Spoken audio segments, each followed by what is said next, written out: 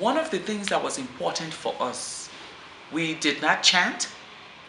We never had any loud protests. Ours was very quiet, and everything we wanted to say, we wrote on the placards that we carry. So people would stop, including government officials, to read.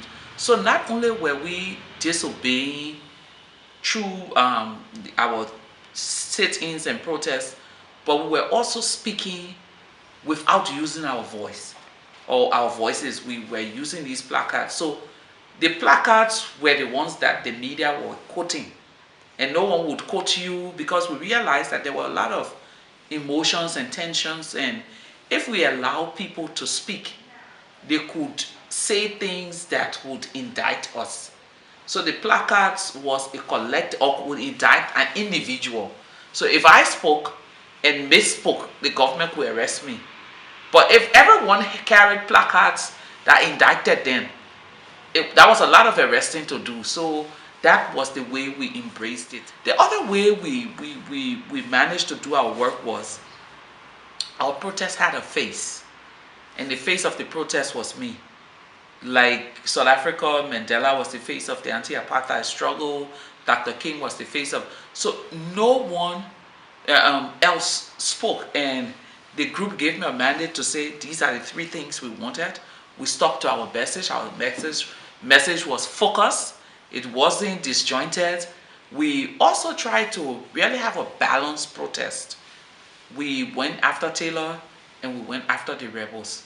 So no one could say we were speaking on behalf of, or we were agents of another group. That's how we engage it.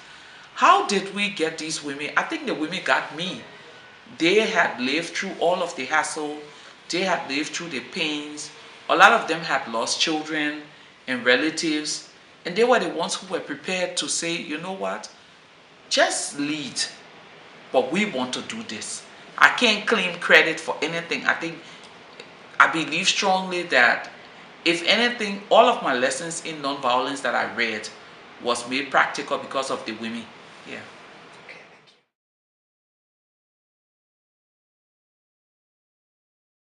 you. And as a Christian, I'm not saying to you, you need to believe in Jesus.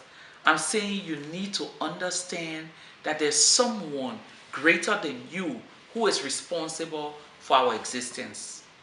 Whether Buddha, whether Islam, whether anything. But because the whole process of nonviolence and the whole process of peace building is a process that you have to purge yourself of all of those toxic things that will cause you to want to act the other way. When you're angry, really angry, and thinking about revenge, there's no way you can do nonviolence. When you're angry and you have faith in something that helps you maintain your anger, but also understand that I can shift my anger or project my anger through another peaceful means. You know, people sometimes say, oh, anger is bad. No, it's not. It's our the way we respond to our anger, our projection of our anger is what is bad. So for me as a Christian, I would take a step back and ask myself, how do you approach this? There is an understanding when you're a person of faith, when you've come from a spiritual perspective, that I may not like all of what is happening around me, but it doesn't stop me from working to their benefit. I may not particularly have an affection for people who behead people, but if I have the opportunity of providing them peace, do I say I want to build peace here and not for them? The answer is no. So that's the difference, you know. When you do not have faith in a higher power and understand the love for humanity, that's when violence is your first means of dealing with these things. So for me, that is I don't think I would be sitting here if I didn't have that faith in God, if I didn't apply that to the work that I do. Because I think that is the only way you're able to rationalize objectively the whole process of humanity, peace, and peaceful coexistence.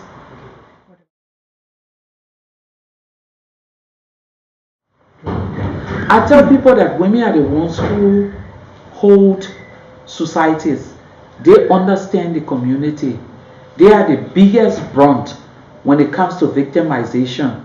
They are the first contact for young people.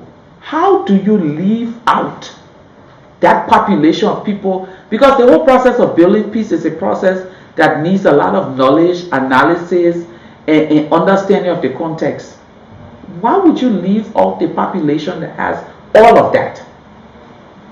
So we shouldn't even argue anymore or ask questions about women's role in peace processes. Because today the way peace and conflict is done, conflict is a process, or peace building is a process where we're using our two eyes to see the whole spectrum in order to find a peaceful solution. When you have only men, you've covered one eye. You can't see the whole. So bring in women so that it's important for all of them to come together and find ways in solving this problem. So I think women have been tried, they've been tested, and they're proving that they can do great work when it comes to peace building. So we don't need to justify their inclusion anymore.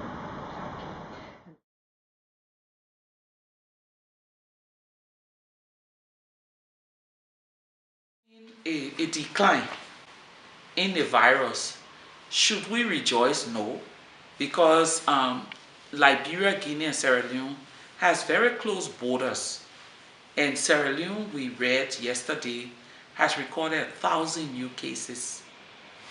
There's no way Liberia can be well and Sierra Leone be ill and Liberians celebrate, because of the closeness of the countries. So I think right now what all of these countries need to do is to work, find a multifaceted approach to dealing with the Ebola virus in all three countries, so that we're safe. But as a country, Liberia, we're doing by far better than our two neighbors. Yeah.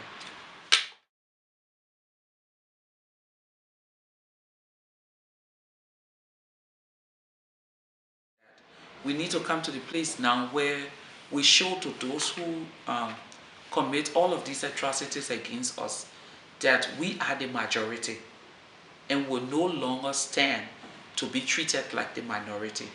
Let me take a step back. Look at Syria. 27 million people, 1 million fighting, 26 million victims.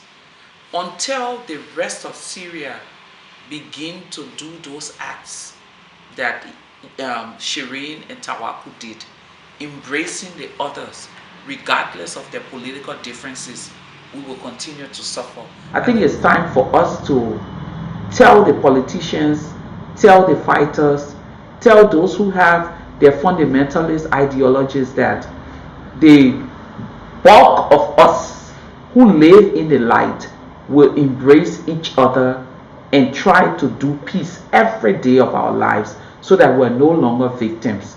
I think that's the message both Shireen and Tawaku were sending out to the presidents of Iran and Yemen.